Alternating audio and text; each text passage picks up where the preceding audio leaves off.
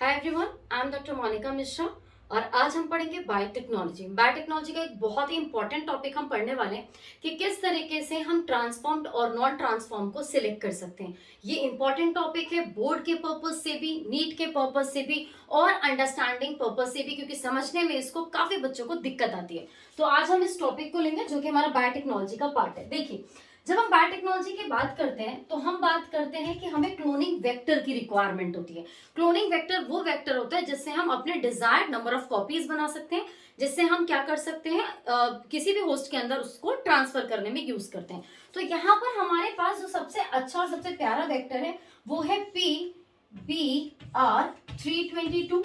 हम इसको यूज कर रहे थे। इसको यूज करके हम देखेंगे कि किस तरीके से हम ट्रांसफॉर्म और नॉन ट्रांसफॉर्म को या रिकॉम्बिनेंट और नॉन रिकॉम्बिनेंट को पता कर सकते हैं।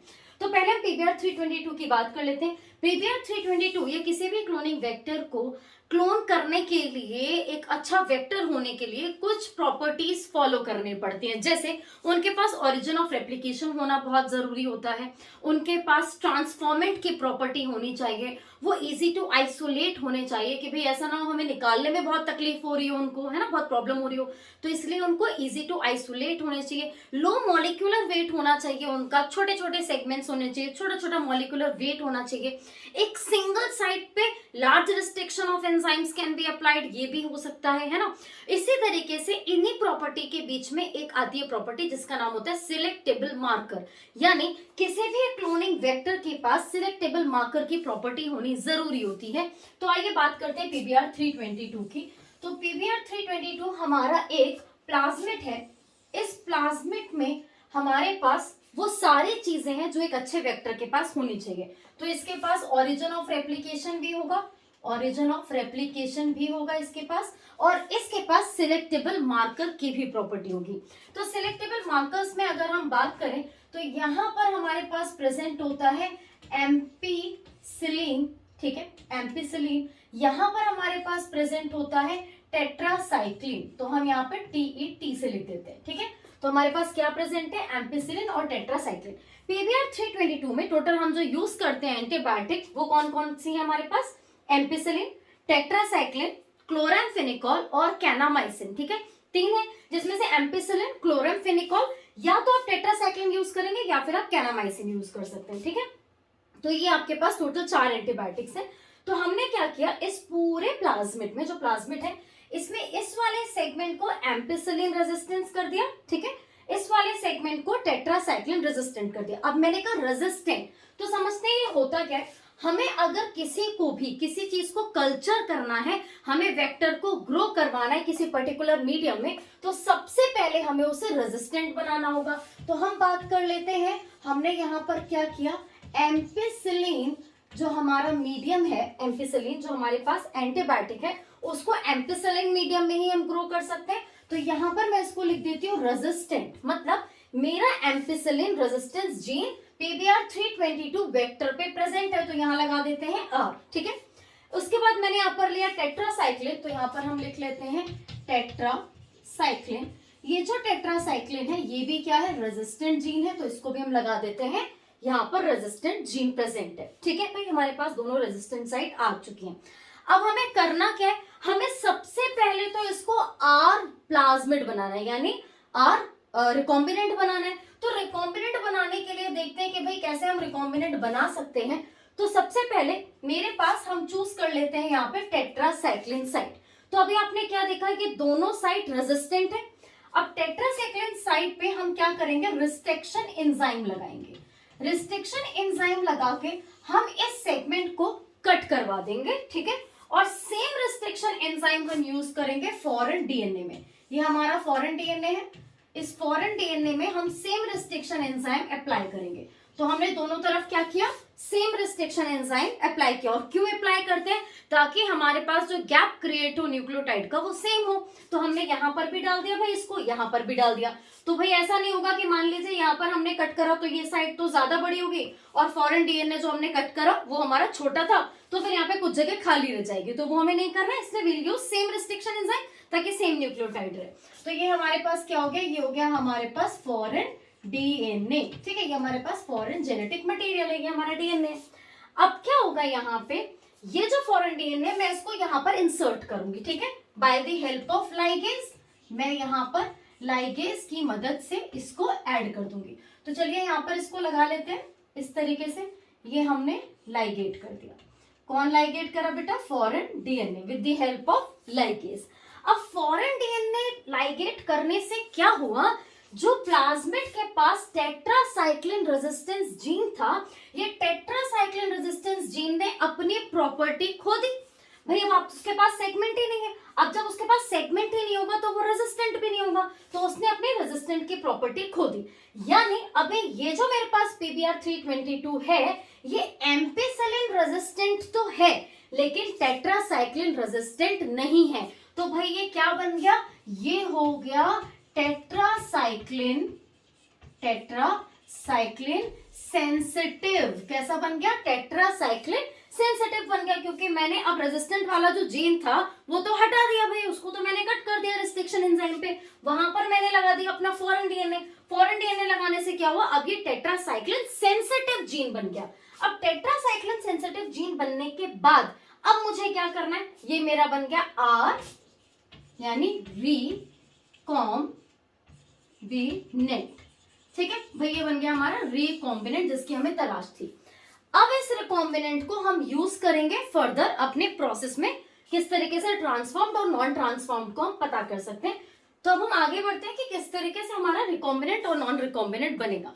तो भाई हमने क्या किया है, अब देख लेते हैं हम। हमारे पास प्लाज्मिड है ये, ठीक है, और इसके अंदर हमने क्या इंसर्ट किया हुआ है? हमने यहाँ पर इंसर्ट किया हुआ है टेट्रासाइक्लिन की साइड पे अपना फॉरेन जीन। तो इसको मैं कह सकती हूँ कि ये अभी मेरे पास रिकॉम्बिनेंट है, ठीक है, ये क्या है? रिकॉम्बिनेंट है। और दूसरी पॉसिबिलिटी क्या है मेरे पास? सॉरी, इसको इरेज करते हैं, दूसरे कलर से बनाएंगे, ठीक है, इसको इरेज कर देते हैं। हम यहाँ पे दूसरा कलर यूज करेंगे ताकि कंफ्यूजन ना हो। तो यहाँ पे हम व्हाइट ही कलर लेंगे। ये मेरे पास क्या है बेटा? नॉर्मल नॉन रिकॉम्बिनेंट, यानी सिंपल PBr 322, ठीक है, ये दो पॉसिबिलिटीज हैं। अब हमें इन्हें डालना है होस्ट के अंदर, तभी तो पता चलेगा भाई कि ट्रांसफॉर्म्ड है कि नहीं है। तो रिकॉम्बिनेंट तो बन गया मेरे पास। अब ये एक नॉर्मल मैंने प्लाज्मिड ले लिया जो एज इट इज है। यहाँ पर हम क्या करेंगे? हम होस्ट लेंगे, ठीक है। होस्ट के तौर पे हम किसको लेंगे? ई कोलाई को लेते हैं, ठीक है। तो ई कोलाई को हम लेंगे और इन दोनों को इंसर्ट करेंगे ई कोलाई के अंदर। तो कैसे करेंगे आइए देखते हैं, है ना। अब हम यहाँ पर सबसे पहले होस्ट बना लेंगे। तो होस्ट बना लेते हैं हम 3, ठीक है। ये हमारे पास 3 हो गए, तो नंबर दे देते हैं भाई, ये 1 हो गया, ये 2 हो गया और ये हो गया हमारा 3। अब क्योंकि ये इकोलाई है, ये होस्ट है, तो यहाँ पे लिख भी देते हैं बेटा, होस्ट है ये। होस्ट में कौन है? इकोलाई है आपके पास।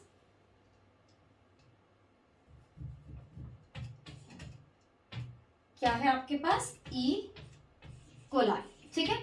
इस इकोलाई के पास अपना खुद का भी न्यूक्लियोइड होगा, अपना खुद का भी जेनेटिक मटेरियल होगा। तो इसका खुद का भी एक जेनेटिक मटेरियल यहाँ पे ड्रॉ कर देते हैं, ठीक है। ये हो गया इसका खुद का जेनेटिक मटेरियल, राइट। अब हमें क्या डालना है? हमें रिकॉम्बिनेंट और जो हमने PBr 322 लिया था इसको इंसर्ट करके देखते हैं। तो चलिए, पहले बार मेरे पे क्या चीज यहाँ पर प्रेजेंट है? मेरे पास प्रेजेंट है एक नॉर्मल PBr, ठीक है, और एक प्रेजेंट है मेरे पास ये वाला जिसके साथ प्रेजेंट है रिकॉम्बिनेंट पार्ट। तो ये हो गया मेरा फॉरेन जीन के साथ, ठीक है, इस तरीके से यहाँ पे फॉरेन जीन के साथ, राइट। अब ये 2 है। अब ये 2 मेरे पास क्या है? ये मेरे पास रिकॉम्बिनेंट है भाई आर है, ये मेरे पास नॉन रिकॉम्बिनेंट है, मुझे खुद को पता भी है ये बात, है ना भाई। ये तो मेरा नॉर्मल PBr है ना। अब मैं इसको सबसे पहले फर्स्ट के अंदर डालती हूँ। तो जब मैं फर्स्ट के अंदर डालूंगी तो भाई पहली पॉसिबिलिटी ये होती है, ये कोई चीज जा भी सकती है नहीं भी जा सकती है। तो हम केस 1 के अंदर ये अज्यूम करते हैं कि इन दोनों में से कोई भी यहाँ पर नहीं गया, मतलब किसी ने भी इसको एक्सेप्ट नहीं करा, ठीक है। तो यहाँ पर कोई भी ना तो रिकॉम्बिनेंट गया ना आपका नॉन रिकॉम्बिनेंट गया। दूसरे केस के अंदर मान लेते हैं कि आपका एज इट इज कौन चला गया? नॉन रिकॉम्बिनेंट, यानी जो आपका PBr 322 था वो चला गया यहाँ पे। तीसरे केस के अंदर आपका इस बार क्या गया है? इस बार गया है आपका, इस बार जो क्वेश्चन गया है वह आपका रिकॉम्बिनेंट। तो रिकॉम्बिनेंट है तो भी रेड कलर लगा देते हैं इसमें, क्योंकि फॉरेन जीएनए इंसर्टेड है। तो हो गया ये फॉरेन जीएनए इंसर्टेड, ठीक है।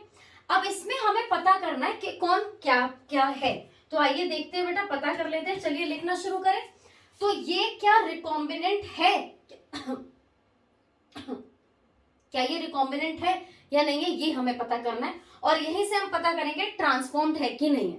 तो सबसे पहले देख लेते हैं, क्या ये इसके अंदर गया? अगर ये इसके अंदर जाएगा तो ये ट्रांसफॉर्मेशन कर रहा है, तो ट्रांसफॉर्मेंट है। अगर नहीं जा रहा तो नहीं है। ठीक है, तो यहां पे ये कैसा हो जाएगा मेरा? Non transformant. ठीक है, ये हो गया नॉन ट्रांसफॉर्मेंट। अभी इसके अंदर आया क्या? आया सेकेंड वाले केस में तो ट्रांसफॉर्मेंट। ठीक है, इसके अंदर भी आया है, ठीक है, तो ये भी क्या है? Transformant.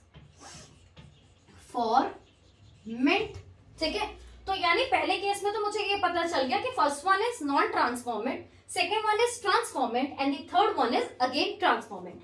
Let's take two mediums जो हमें एनसीईआरटी के अंदर डिस्कस किए गए हैं।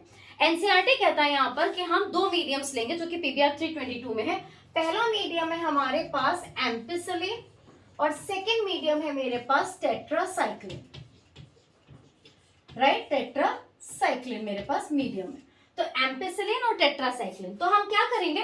पहले हम एम्पिसिलिन में ग्रो करना शुरू करेंगे, फिर हम टेट्रासाइक्लिन में ग्रो करेंगे। ठीक है, अब देखो मैंने तुम्हें क्या बताया, अगर किसी चीज के पास रेजिस्टेंट है तो भाई वो चीज ग्रो करती है, किसी चीज के पास रेजिस्टेंट नहीं है तो वो चीज ग्रो नहीं करेगी। ठीक है, अब मुझे एम्पिसिलिन मीडियम में मेरा फर्स्ट केस को ग्रो करना चाहती हूं मैं, तो मैं चाहती हूँ भैया इसके अंदर ग्रो हो जाए, तो ये ग्रो होगा या नहीं होगा ये देखते हैं। तो क्या इसके अंदर किसी भी तरीके का कोई प्लाज्मिड गया था? नहीं गया। तो जब उसके पास प्लाज्मिड ही नहीं है तो एम्पिसिलिन रेजिस्टेंस जीन भी नहीं है ना, उसके पास रेजिस्टेंस जीन नहीं है, उसके पास टेट्रासाइक्लिन रेजिस्टेंस जीन भी नहीं है, तो क्या वो ग्रो करेगा? तो वो ग्रो नहीं करेगा। मतलब क्या लिखोगे? डज नॉट ग्रो, वो ग्रो नहीं करेगा। ठीक है, क्या वो टेट्रासाइक्लिन मीडियम में ग्रो करेगा?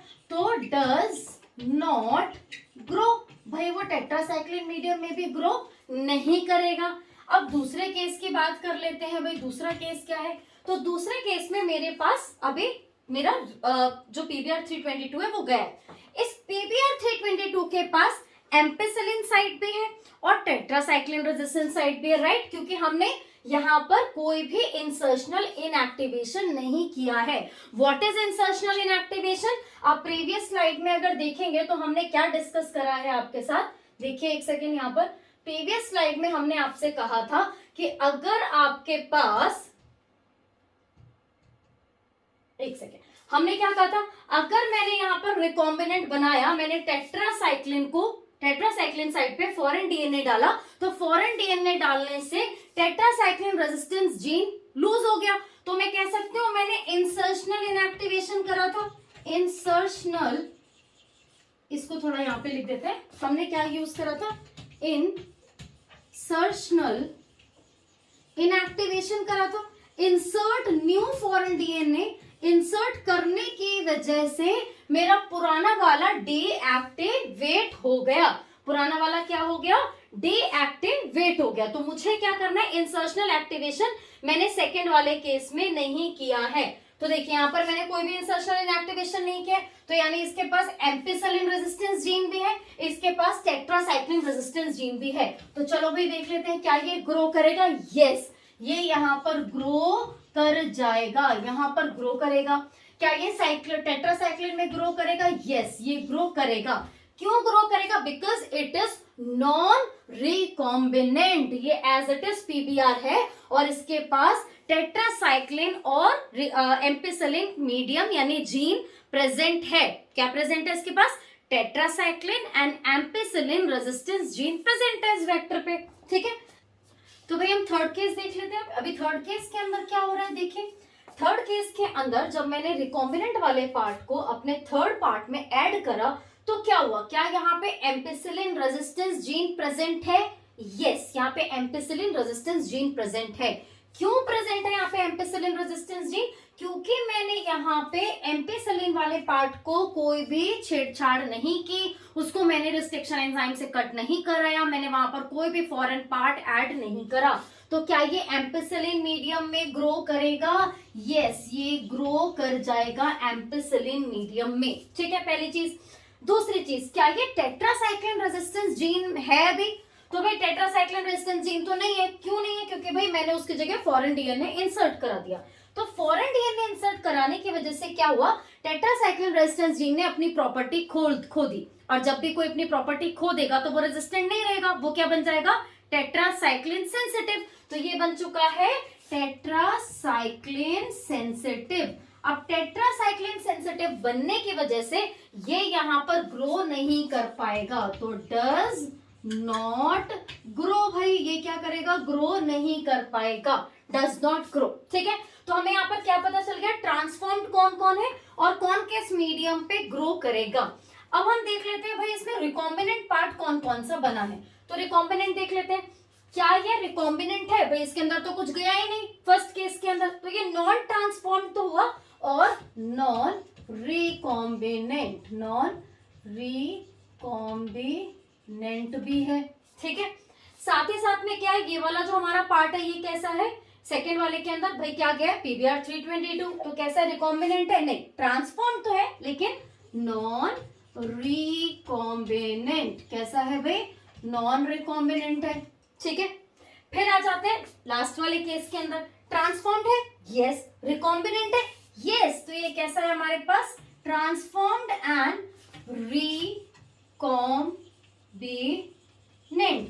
तो हमको किसने मदद करा ये सारी चीजें पता करने के लिए? दो एंटीबायोटिक्स ने या दो एंटीबायोटिक रेजिस्टेंस जीन ने। एक का नाम था एम्पिसिलिन और दूसरे का नाम था टेट्रासाइक्लिन। ठीक है, राइट। तो मुझे एम्पिसिलिन से क्या पता चला कि भाई ट्रांसफॉर्म्ड और नॉन ट्रांसफॉर्म कौन होता है, ये मुझे कैसे पता चलेगा? By the help of ampicillin. और रिकॉम्बिनेंट और नॉन रिकॉम्बिनेंट कौन है, ये मुझे किससे पता चलता है? टेट्रासाइक्लिन से। यानी पीबीआर 322 में हम साइट्स पता करने के लिए क्या करेंगे? दो एंटीबायोटिक्स का यूज करेंगे, दो एंटीबायोटिक रेजिस्टेंस जीन का यूज करेंगे, जिसके अंदर एक हमारा एम्पिसिलिन है और दूसरा हमारा टेट्रासाइक्लिन है। अब भाई ये टेट्रासाइक्लिन और ये वाली बात तो हो गई है ना।